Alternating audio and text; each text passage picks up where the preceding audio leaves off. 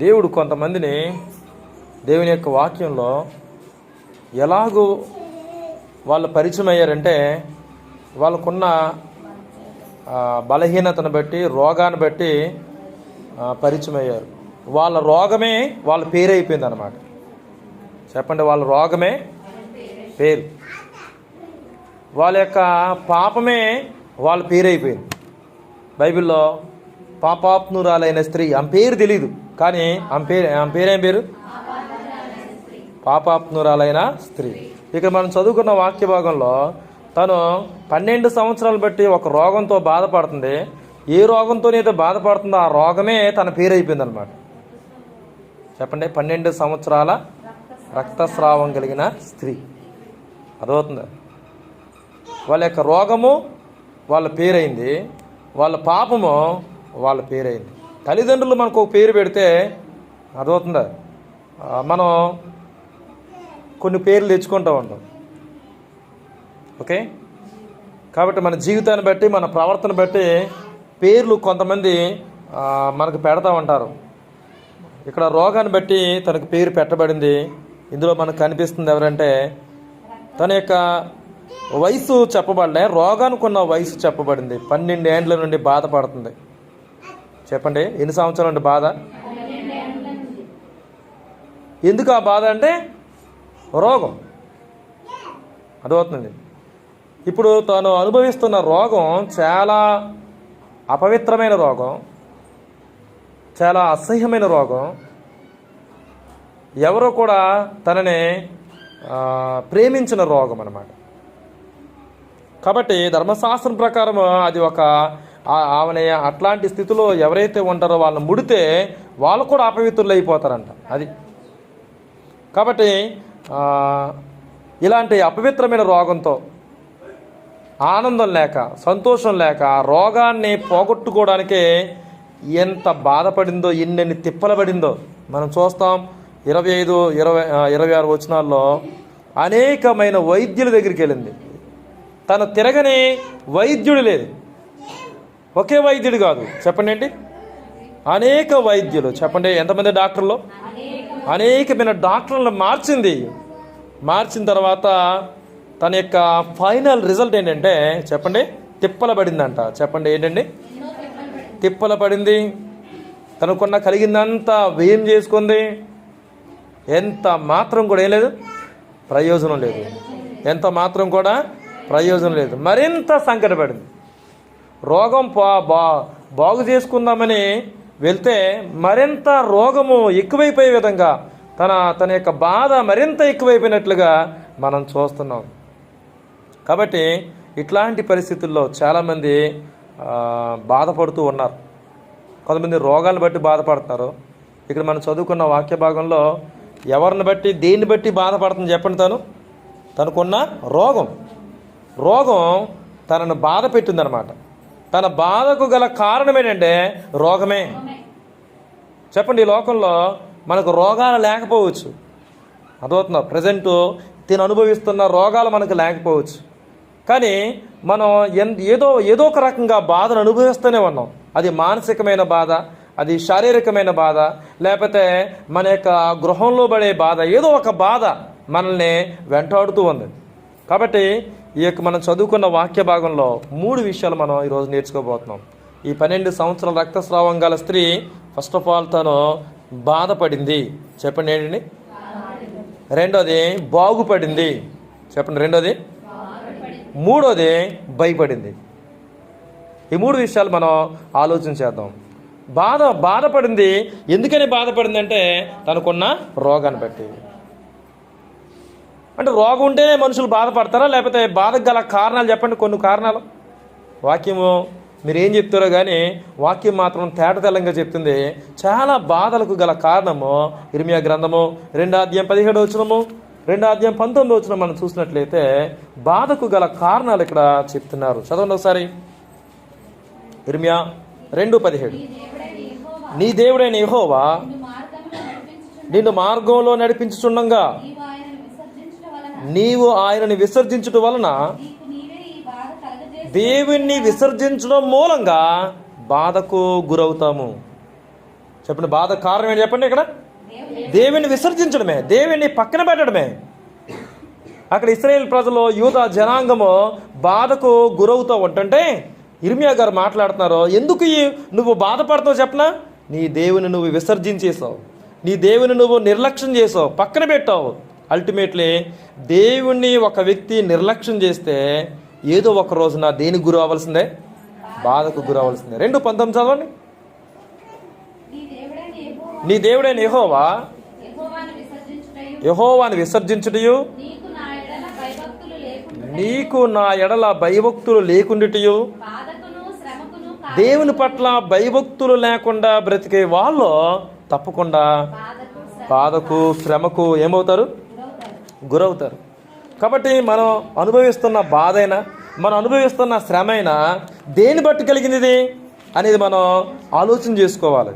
ఆయన విసర్జించడాన్ని బట్ట, లేకపోతే ఆయన ఎందుకు భయభక్తులు లేకుండాని బట్ట అనేది మనం ఆలోచన చేసుకొని, అది ఆ విషయంలో కానే కాదు, నేను ఆయన ఎందుకు భయభక్తులు కలిగి ఉంటున్నానో, ఆయన్ని విసర్జించట్లేదు, అయినా నాకు బాధ కలుగుతుంది. మరొక కారణం ఎందుకు బాధ కలుగుతుంది చెప్పండి? ఒకటేమో దేవుని విసర్జించడం మూలంగా, రెండో బాధ పేతురు రాసిన మొదటి పత్రిక 4:19 చదవండి. కాబట్టి దేవుని చిత్త ప్రకారం బాధపడువారు, చెప్పండి దేని ప్రకారం అంట? అలాగ బాధపడడం దేవుని చిత్తం అంట. అబ్బా, అంటే అలాగ బాధపడడం ఏంటంట? దేవుని చిత్త ప్రకారం బాధపడువారు. ఇదేంటి? దేవుని చిత్తంలో ఉన్న వాళ్ళు కూడా బాధపడతారా? అదవుతుందా? దేవుణ్ణి వెంబడించడాన్ని బట్టి కూడా బాధ కలుగుద్దా?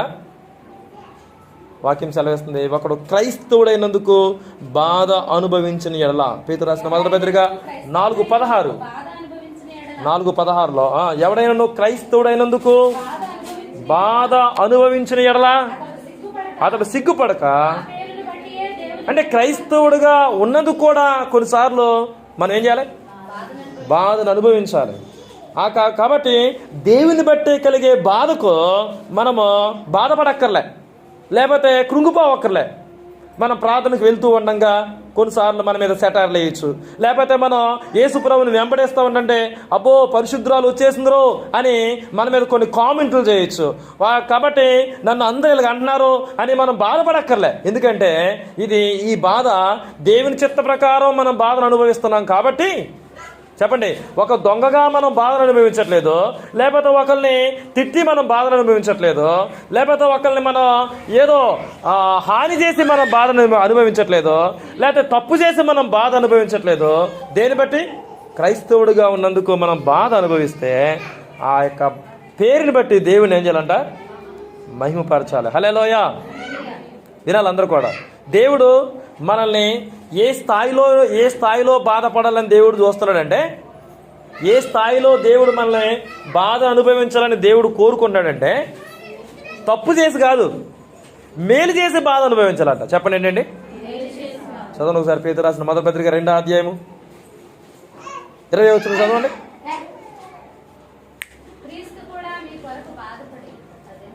చదవండి 2:20.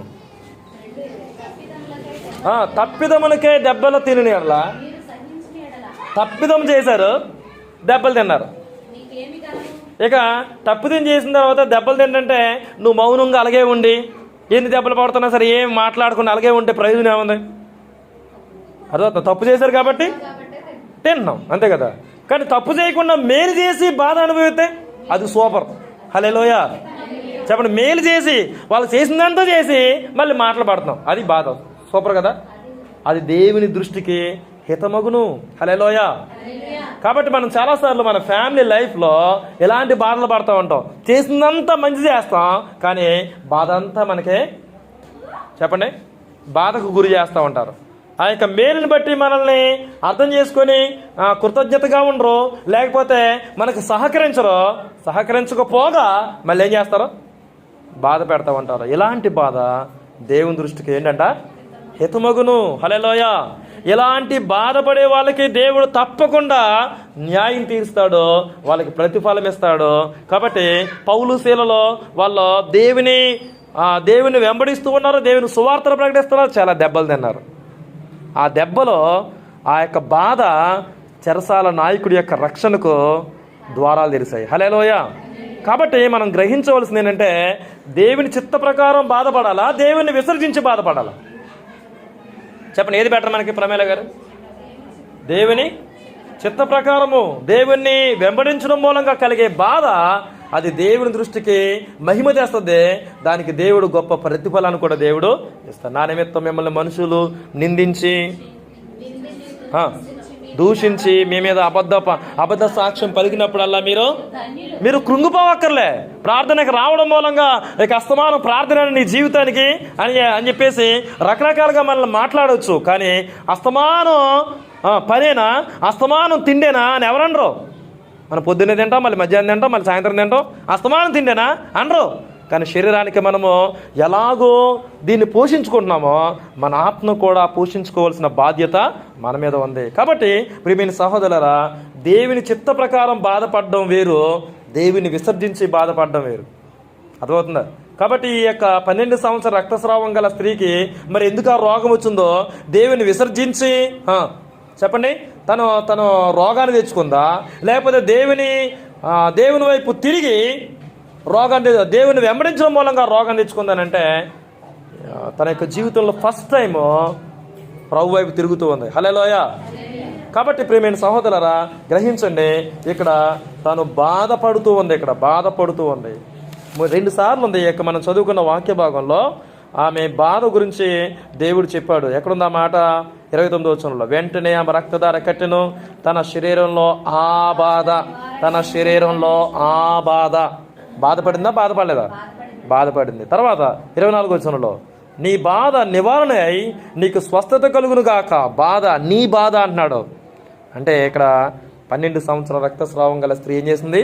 బాధపడింది. ఈ రోజున దేని బట్టి నువ్వు బాధపడుతున్నావు? ఆమెకైతే రోగాన్ని బట్టి బాధ, ఆమెకైతే తన యొక్క జీవితంలో సరే ఉన్న డబ్బులన్నీ పోయాయి, రోగం పోక డబ్బులు మొత్తం కూడా పోయాయి, తన జీవితం అంతా ఎంటీ అయిపోయింది. అదవుతుంది. కాబట్టి చాలా గొప్ప బాధకు తను గురైపోయింది. మరి ఇట్లాంటి బాధపడుతున్న వ్యక్తి ఎలాగూ బాగుపడింది? చదవండి ఒకసారి. తన యొక్క జీవితంలో టర్నింగ్ పాయింట్, ప్రతి జీవితంలో టర్నింగ్ పాయింట్ అనమాట. ప్రతి జీవితానికి ఒక టర్నింగ్ పాయింట్ ఉంటుంది. ఆ టర్నింగ్ పాయింట్ ఆమె యేసును గూర్చి విని, చెప్పండి హల్లెలూయా, బాధపడింది. ఆ బాధతోనే తన యొక్క లైఫ్ లాంగ్ జీవించలేదు, కానీ బాధ నివారణ అయ్యే రోజు తనకి వచ్చిందనమాట. అది యేసుక్రీస్తు వైపుకి టర్న్ అవుతున్నప్పుడు, యేసుక్రీస్తు తన లైఫ్లోకి ఎంటర్ అయినప్పుడు. హల్లెలూయా. యేసును గూర్చి విందట. హల్లెలూయా. నేను ఆయన వస్త్రములు మాత్రము ముట్టినా బాగుపడుతుంది అనుకోని. చెప్పండి, ఏంటి తను బాగుపడతాను అనుకుంది. ఎప్పుడో తెలుసా? చెప్పండి, ముట్టక ముందే బాగుపడతాను అనుకుంది. వెళ్ళకముందే లోపల తనకున్న గొప్ప విశ్వాసం ఏంటంటే ఆయన వస్త్రాలని ముడితే చాలు, నేనేం చేస్తాను, బాగుపడతానని అనుకుంది. ఏం జనరేట్ అయింది?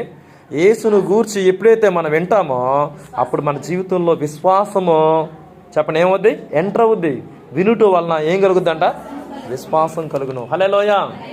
కాబట్టి ఆమె అడుగులు యేసు వైపుగా వేసింది.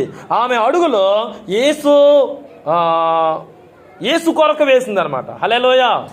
ఆయన ఎక్కడుంటాడో, ఆయన వస్త్రాలు నేను ముట్టుకుంటే చాలు, ఆయన శరీరాన్ని కాదు, ఆయన వస్త్రాలు. హల్లెలూయా. ఆయన నన్ను ముట్టుకుంటే కాదు, నేను ఆయన వస్త్రాలు ముట్టుకుంటే చాలు. ఆయన నా మీద చేతులుంచి ప్రార్థన చేయాలని అది నేను కోరుకుంటలే. జస్ట్ చెప్పండి, ఆయన యొక్క వస్త్ర చెంగు నేను ముట్టుకుంటే, చెప్పండి అండి, ఏమి ఫెయిత్ అండి. ఎట్లాంటి విశ్వాసము ఇన్ని సంవత్సరాల బట్టి ప్రార్థనకు వస్తున్నా మనకి నిజంగా వస్తుందా? ఈరోజు నేను ప్రార్థనకి వెళ్ళి నేను ప్రార్థన చేస్తే చాలు దేవుడు నా జీవితంలో తన కార్యం చేస్తాడు అని విశ్వాసం అనుకుంటుందా? ఏదో వచ్చేస్తున్నాము.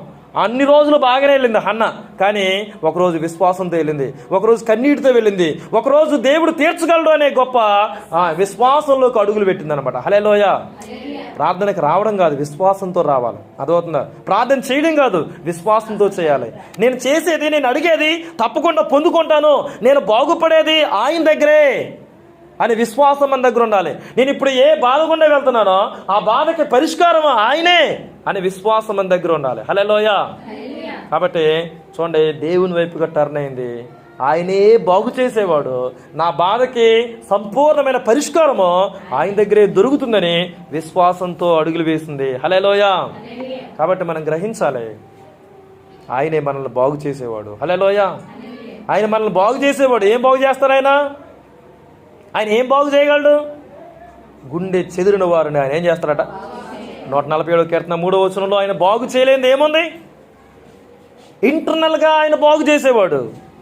అంతరంగ సమస్యలతో బాధపడుతున్న మనల్ని ఆయన బాగు చేసేవాడు. 147 కీర్తన 3వ వచనం చదవండి. గుండె చెదిరిన వారిని ఆయన ఏం చేస్తారట? బాగు చేయను. హల్లెలూయా. వారి గాయములను పట్టువాడు కూడా. హల్లెలూయా. హోషేయ గ్రంథం 6:1 వచనంలో ఆయనే మనల్ని బాగు చేస్తాడు, ఆయనే మనల్ని గాయపరుస్తాడు. హోషేయ గారికి మనము యెహోవా యొద్దకు మరలుదము రండి, ఆయనే మనల్ని చీల్చివేశాడు, ఆయనే మనల్ని స్వస్థపరుస్తాడు, ఆయనే మనల్ని కొట్టెను, ఆయనే మనల్ని బాగు చేయను. ఈ దృక్పథం అనుకుందా? ఇలాంటి వైఖరితో మనం వస్తున్నామా? అరే, మనము ఆయన నుంచి దూరంగా వెళ్ళిపోవడం కాదు, ఆయన యొద్దకు మనం మరలుదాం రండి. ఆయనే మనల్ని చీల్చేశాడు, ఆయనే మనల్ని గాయం పెట్టాడు. కానీ బాగు చేసేవాడు కూడా ఎవరైనా చెప్పండి, ఎవరో? ఆయనే అని ఉంది అక్కడ. ఆయనే మనల్ని బాగు చేయను. హల్లెలూయా. ఆయనే మనల్ని ఇక్కడ చీల్చివేసింది ఆయననట, గాయం పెట్టింది ఆయననంట. చెప్పండి, బాగు చేసేది కూడా ఎవరో? ఆయనే. కాబట్టి ఈరోజు దేని బట్టి ఒకవేళ మనం బాధ అనుభవిస్తున్నామో ఆ బాధ ఒకవేళ దేవుడి నుంచి వచ్చిందా? ఎస్, ఆయనే మనల్ని కొంచెం గాయం పెట్టాడు, ఆయనే మనల్ని ఏం చేస్తాడో? బాగు చేస్తాడు. కాబట్టి మన బాధకు సంపూర్ణమైన పరిష్కారం ఎక్కడా? ఆయన దగ్గరే. హల్లెలూయా. అందుకే యెహోవా యొద్దకు మనం మరలుదము రండి. బాధ ఉంది కదా అని చెప్పేసి ఆ బాధను బట్టి ఇంకా నువ్వు దూరం అయిపోవద్దు. ఏంటి ఈ బాధ? నా జీవితానికి కష్టం ఏంటి? నా జీవితానికి ఈ వేదన ఏంటి అని చెప్పేసి ఆ వేదన బట్టి మనం దూరం అయిపోకూడదు. కానీ మనం వేదనతో ఉన్నా బాధతో ఉన్నా ఈ బాధకు పరిష్కారము చెప్పండి, ఆయన వైపుగా మరలుదము రండి అన్నాడు. హల్లెలూయా. ఇర్మియా గ్రంథం 3:22 వచనంలో ఆయన మనల్ని బాగు చేసేవాడట. 3:22 వచనంలో ఎవరట? భ్రష్టులైన బిడ్డలారా. భ్రష్టులను కూడా బాగు చేస్తారంట. చెప్పండి, ఆడు బాగుపడ్డండి, ఆడు ఇంకా అనవసరం. ఇంకా ఆడు ఎక్కడికి వెళ్ళిపోయాడు తెలుసా? చాలా లోతుల్లోకి వెళ్ళిపోయాడు. అయినా దేవుడు బాగు చేయగలడు, బాగు చేయలేడు. నేను మీ అవిశ్వాసాన్ని ఏం చేస్తాను? హల్లెలూయా. భ్రష్టులను కూడా బాగు చేస్తారంట. చెప్పండి, ఎవరిని? ఇంకా అనవసరం, ఇంకా హోప్లెస్ కండిషన్లోకి వెళ్ళిపోయాడు, చాలా డీప్ లెవెల్లోకి వెళ్ళిపోయాడు. అయినా ఆయన దగ్గరికి ఏముంది? నిరీక్షణ ఉంది. ఆయన మన అవిశ్వాసాన్ని ఏం చేస్తారట? ఎవరిని రమ్మన్నాడో? పరిశుద్ధుని రమ్మంటాడా? ఎవరిని రమ్మన్నాడు? నీతిమంతులు రమ్మంటాడా? భ్రష్టులు అయిపోయిన బిడ్డలారా నా యొద్దకు రండి. చెప్పండి, మన జీవితాన్ని ఆయన చేతిలో పెట్టుకుంటే ఆయన మనల్ని ఏం చేస్తాడో? బాగు చేస్తాడు. హల్లెలూయా. కాబట్టి ఆయన తన వాక్కును పంపి వారిని ఆయన ఏం చేస్తాడో? బాగు చేశాడు. 107వ కీర్తన 20వ వచనంలో ఆ మాట ఉంటుంది. ఆయన తన వాక్కును పంపి వారిని బాగు చేశాడు. వారు పడి ఉన్న గుంటల్లో నుండి వారిని ఏం చేశారట? లేవనెత్తారు. కాబట్టి ఇక్కడ మనం చూసినట్లయితే ఆమె బాధపడింది. చెప్పండి, రెండో విషయం ఏంటి చెప్పండి? ఆ బాధ తన లైఫ్ లాంగ్ లేదు, తన జీవితంలో ఒక టర్నింగ్ పాయింట్. యేసు వైపు మరలినప్పుడు, యేసు వైపు విశ్వాసంతో అడుగులు వేసినప్పుడు, చెప్పండి, ఆయన శక్తి ఏంటో గ్రహించినప్పుడు, ఆయన ఏం చేయగలడో తన యొక్క లైఫ్లో అని చెప్పండి విశ్వాసంతో అడుగులు వేసినప్పుడు అద్భుతం జరిగింది, బాగుపడింది. హల్లెలూయా. సరే, బాధపడింది, ఓకే. ఆయన యందు విశ్వాసం ఉంచి ఆయన్ని తాకినప్పుడు చెప్పండి ఏమైంది? రక్తధార కట్టిన ముట్టగానే కట్టిందంట. హల్లెలూయా. ఆ టెర్మినాలజీ రాశాడు మార్కు గారు. ఏంటండి చెప్పండి, ఆ మాట చదవండి. 29వ వచనంలో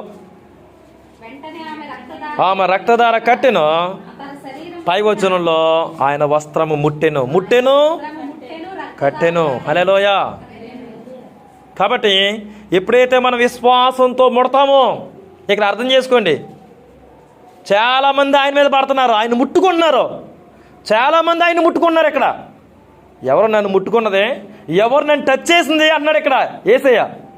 అంటే అప్పుడు పేతురు గారు ఎవరు అంటున్నారు అక్కడ, ఆయన శిష్యులు, జనసమూహం అంతా నీ మీద పడుతూ ఉంటే ఏంటి, ఏం మాట్లాడుతున్నావు ప్రభా, అందరూ నీ మీద పడుతూ ఉండండి, ఎవరు నన్ను ముట్టిందంటావేంటి? ఇప్పుడు చెప్పండి, ఆ జనసమూహానికి ఏమికి తేడా ఏంటి? మామూలుగా క్యాజువల్గా ముడుతున్నారు చెప్పండి, వాళ్ళు లేనిది ఏమలో ఉన్నదేంటి చెప్పండి. కాబట్టి అందరూ వస్తున్నారు ప్రార్థనకి, ఎవరైతే విశ్వాసంతో వస్తున్నారో, ఎవరైతే ఆయన్ని చెప్పండి అచంచలమైన విశ్వాసంతో ఆయన వైపు చూస్తారో, వాళ్ళ జీవితంలో దేవుని కార్యాలు ఎవరికీ తెలియకుండా జరుగుతాయి. హల్లెలూయా. కాబట్టి మనం గ్రహించవలసింది ఏంటంటే, బాధపడింది చెప్పండి, రెండో విషయము బాగుపడింది. ఈ అనుభవం ఉందా మనకి? ఒకప్పుడు బాధపడ్డాము, బాగుపడ్డ అనుభవం మనకుందా? ఆయన దగ్గరికి వచ్చాం కదా, మరి ఆమె దగ్గరికి వచ్చింది, ఆయన దగ్గరికి వచ్చింది, రాకముందే ఆమె బాధపడింది చెప్పండి, వచ్చిన తర్వాత బాగుపడింది. ఈ అనుభవం మనకుందా ప్రమేల గారు? ఏ అనుభవం? ఒకప్పుడు నేను బాధపడ్డాను, కానీ ఇప్పుడు నేను బాగుపడ్డాను అని చెప్పగలమా? అది సాక్ష్యం. హల్లెలూయా. ఇలాంటి సాక్ష్యం మనకు ఉండాలి. అది రోగం చేతనో, లేకపోతే అది మన పరిస్థితులను బట్టో, లేకపోతే బాధ దేని బట్టి అని కావచ్చు. ఒకప్పుడు నేను బాధపడ్డా, కానీ ఆ బాధను బట్టి ఇప్పుడు నేను బాగుపడ్డా, ధైర్యంగా చెప్తున్నాను అని చెప్పాలి. హల్లెలూయా. ఆయన నా మనసును బాగు చేశాడు, ఆయన నా హృదయాన్ని బాగు చేశాడు, ఆయన నా జీవితాన్ని బాగు చేశాడు. హల్లెలూయా. ఈ లోకంలో బాగు చేతగాళ్ళు ఎవరో ఏం చేయలేదు. ఇంకా మరింత ఏమవుద్ది, మరింత సంకట పడతారు తప్ప ఈ లోకంలో బాగు చేతగాల్లో నేను బాగు చేస్తాను ఆ అమ్మాయి అని చెప్పేసి అనుకుంటా వస్తారు, కానీ వాళ్ళు మరింత ఏం చేస్తారో బాధకు గురి చేస్తారనమాట. కాబట్టి ఫైనల్గా మరొక మాట చెప్పి నేను క్లోజ్ చేస్తాను. ఆమె భయపడిందంటే 33 వచనంలో, అప్పుడు ఆ స్త్రీ తనకు జరిగింది ఎరిగి భయపడి వణుకుచూ వచ్చి ఆయన ఎదుట సాగిలపడి. 33 వచనంలో ఎందుకు భయపడింది? బాధపడింది, ఓకే, అని విశ్వాసం ఉంచి బాగుపడింది. మరి ఇప్పుడు ఎందుకు భయపడింది? ముట్టింది ఎవరని అడిగారు కాబట్ట. అపవిత్రమైన రోగంతో వచ్చి ముట్టుకుంది, నన్ను అర్థమవుతుందా? అపవిత్రం అయిపోయినని అని చెప్పేసి ఏమన్నా అంటారానా? ఎందుకు భయపడింది? తను చేసిన కార్యము ఎలా చేసింది? రహస్యంగా చేసింది. మన రహస్యం తెలిసిపోతే మనకేమవుతుంది? అది విషయం. అర్థమవుతుందా? మనం రహస్యంగా ఏదో చేసాం ఎవరికి తెలియకుండా, అది తెలిసిపోతుంది, ఎవరు అనేస్తున్నారు నువ్వు అది చేసావు, కానీ నీకెలా తెలిసారు? ఎప్పుడు ఏమేమవుతుంది మనకి? భయం వద్దు కదా. అలాంటి భయం అనమాట. ఏంటి, నేను ఎవరికి అసలు ఇంత జనసమూహంలో అసలు ఆయన కూడా నన్ను చూడలే, నన్ను ఎవరు ఐడెంటిఫై చేశారో, ఈయన ముట్టుకున్నవాడు ఎవరో సామాన్యమైన వ్యక్తి అయితే కాదు, ఈయన సమస్తాన్ని ఎరిగినవాడు, నా రహస్యాలను కూడా ఎరిగినవాడు. అర్థమవుతుందా? అనే విశ్వాసంతో ఒకలాంటి దేవుని పట్ల, ఆయన పట్ల భయము, వణుకు, సాగిలిపడడం ఇవన్నీ వచ్చేసాయి. హల్లెలూయా. ఆయన ఎవరో అర్థమవునంత వరకు మన జీవితంలో ఈ 3 రావు. ఏంటి? భయము, వణుకు, సాగిలిపడిందంట. అమ్మ అర్థమవుతుందా? ఎన్నాళ్ళు ప్రార్థనకు వస్తే ఈ అనుభవాలు మనకు వస్తాయి. క్యాజువల్గా వచ్చేస్తున్నాం, కానీ భయపడ్డం, ఆయనకి భయపడ్డం, వణకడము ఆయన సన్నిధిలో. అర్థమవుతుంది? సాగిలి పడిపోవడం. ప్రియమైన సహోదరులారా, ఈ 12 సంవత్సరాల రక్తస్రావం గల స్త్రీ ఒక రోడ్డు మీద కలిగిన అనుభవాలు అన్నమాట ఇవి. మందిరంలోకి మనం చాలా సంవత్సరాలు బట్టి వస్తున్నాము కాబట్టి మనలో ఈ అనుభవాలు మనకు ఉన్నాయా? భయపడింది, ఫీర్ ఆఫ్ గాడ్. ప్రియమైన సహోదరులారా, దేవుని పట్ల ఒక భయము తనలో కలిగింది. ఎనీహౌ మొత్తానికి ఆమె యేసు ప్రభు దగ్గరికి రావడం మూలంగా తను రహస్యంగా మేలును అనుభవించింది, బహిరంగంగా సాక్ష్యం చెప్పాలని దేవుడు కోరాడు. హల్లెలూయా. చెప్పండి. రహస్యంగా మేలును అనుభవించింది. చెప్పండి, ఇప్పుడు ఏం చేయాలి? మేలును పొందిన తర్వాత మనం చెప్పకుండా ఉండకూడదు. మీలో నన్ను ఎవరు ముట్టారు అని అంటే ఎస్ నేనే అని తన యొక్క సాక్ష్యాన్ని అందరి ముందు తెలియపరిచింది. హల్లెలూయా. ఏమని తెలియపరిచిందో చెప్పండి. ఒకప్పుడు నేను బాధపడ్డాను, విశ్వాసంతో ఆయన వస్త్రపు చెంగును నేను తాకాను, నేను ఇప్పుడు బాగుపడ్డాను. హల్లెలూయా అని చెప్పగానే ఆ సాక్ష్యాన్ని బట్టి దేవుడు 34 వచనంలో తన సంగతి అంతయో ఆయనతో చెప్పాను. చెప్పండి, తన సంగతి అంతా చెప్పింది, సాక్ష్యం ఇచ్చింది. అందుకు ఆయన కుమారి నీ విశ్వాసం నిన్ను స్వస్థపరచును. హల్లెలూయా. ఆమెను ఏమని సంబోధించాడు? అపవిత్రురాలా అనలే. చెప్పండి, ఏమన్నాడు? కుమారి. ఎంతో ప్రేమతో ఆ పిలుపు పిలిచాడు. నీ విశ్వాసం నిన్ను స్వస్థపరచును, సమాధానం గలదనమై పొమ్ము, నీ బాధ నివారణ అయి నీకు స్వస్థత కలుగును గాక. హల్లెలూయా. కాబట్టి ఇక్కడ యేసు ప్రభు దగ్గరికి రావడం మూలంగా తనకు కలిగిన 2 బెనిఫిట్స్ ఏంటో తెలుసా? చెప్పండి, బాధ పోయింది, సమాధానం వచ్చింది. హల్లెలూయా. బాధ పోతే కానీ ఏం రాదు? బాధ. చెప్పండి, మన యొక్క భౌతికపరమైన శరీరానికి కలిగే బాధ, శరీరానికి ఉన్న బాధ, ఆ బాధ పోయి బాగుపడింది. హృదయంలో కూడా ఏమొచ్చింది? కాబట్టి మనం దేవుని దగ్గరికి ఇలాగ పద్దాక దేవుని సమ్ముఖంలోకి, ఎలాగో గంట ప్రార్థనలోకైనా, ఇలాగ స్త్రీల కూడుకుల్లో అయినా, రేపొద్దున శుక్రవారంలోకైనా ప్రతిసారి మనం రావడం మూలంగా మనకు కలిగేది ఏంటంటే ఈ 2 కలగాలి. ఏంటి? ఒకటి సమాధానం, రెండోది బాధ. ఈ 2 నివారణ అయిపోతూ ఉండాలి. ఎవరి దగ్గరికి రావడం మూలంగా? అది ఈ ఎక్స్పీరియన్స్తో మనం వెళ్ళాలి. అమ్మే, నేను బాధతో ఉన్నాను ఇందాక వరకు, కానీ దేవుని సన్నిధిలో గడిపిన తర్వాత చెప్పండి సమాధానం వచ్చేసింది. దేవుడు తన ప్రజల్ని సమాధానంతో నింపుతాడు. హల్లెలూయా. వచ్చేటప్పుడేమో చాలా బాధతో వచ్చింది, వెళ్ళేటప్పుడేమో సమాధానంతో వెళ్ళింది. మనం ఎలాగెళ్తున్నాం చెప్పండి? ఈ అనుభవం అనుకుందా?